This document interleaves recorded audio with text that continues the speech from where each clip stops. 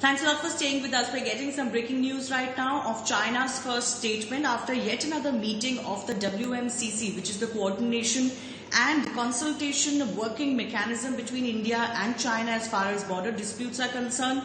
The first statements coming out from China once again acknowledging the process of disengagement and also continuing to say that differences between India and China should not become disputes. My colleague Abhishek Kapoor is joining us over the phone line. Abhishek, how do you read into this statement? Certainly the language is similar to what has been expressed by China in the past as well, but it also perhaps indicates that there is further progress, continuous progress that is being made.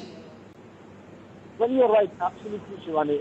It's not very easy to decipher the Chinese English because of the complexity of language, because of the translation that happened between Chinese and English. But still, if you read between this statement that has come out and the earlier 17-minute video message that was put across by the Chinese ambassador Sun Weidong in New Delhi just a while back, it clearly suggests that even the Chinese are now clear that they have to disengage and that it has to be taken to its logical conclusion, and that whatever transgressions were made have to be pulled back.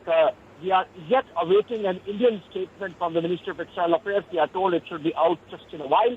But two crucial takeaways, as I see from this statement, is that A, the disengagement progress has been acknowledged, which means patrolling point 14, 15, 17 are fully evacuated by the Chinese side.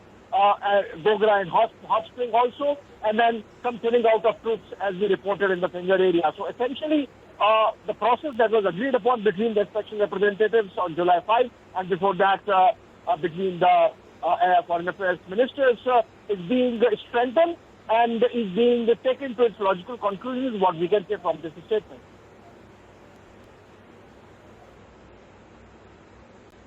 Absolutely. All right, Abhishek, let's also then play out for our viewers part of that message that came in from the Chinese ambassador to India, Sun Weidong. He also mentioned once again that India and China should be looked at partners in development and not essentially rivals. But certainly he will also acknowledge that there has been an issue that has cropped up and an issue that has come up as far as bilateral relationships are concerned because of what has transpired in the Galwan Valley clash especially. Listen. At the backdrop of what recently happened at the Galwan Valley, some quarters in India raise doubts about consensus reached by the leaders and have wrong perceptions of the direction of China-India relations. These have brought disruption to the bilateral relations. In this regard, I believe it is imperative for us to clarify some fundamental points. First, China and India should be partners rather than rivals. China and India have a history of friendly exchanges for more than 2,000 years. Friendly cooperation has dominated most of the time. For both China and India, achieving development and revitalization is the top priority where we share long-term strategic interests.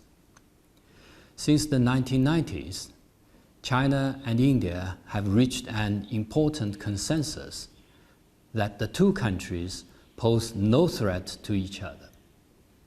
During the Wuhan Informal Summit in 2018, President Xi Jinping and Prime Minister Narendra Modi once again stressed that the two countries provide each other with development opportunities instead of posing threats, which the two sides should adhere to.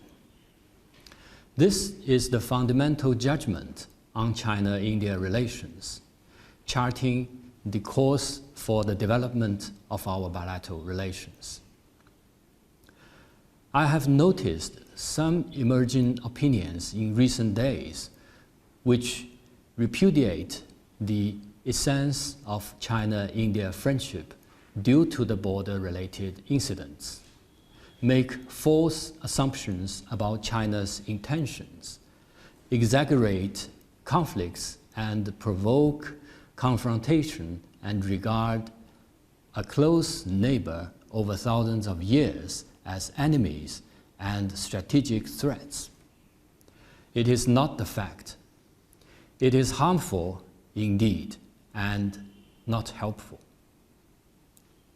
China and India have jointly advocated the 5 principles of peaceful coexistence and uphold independent foreign policies. We should naturally see each other as positive factors in the changing global landscape, as well as partners in realizing our respective dream of development. China hopes itself will develop well and wishes India the same. Only through correct view of each other's intention with a positive, open, and inclusive attitude, we can ensure a stable and long-term development of bilateral relations and avoid any strategic miscalculation.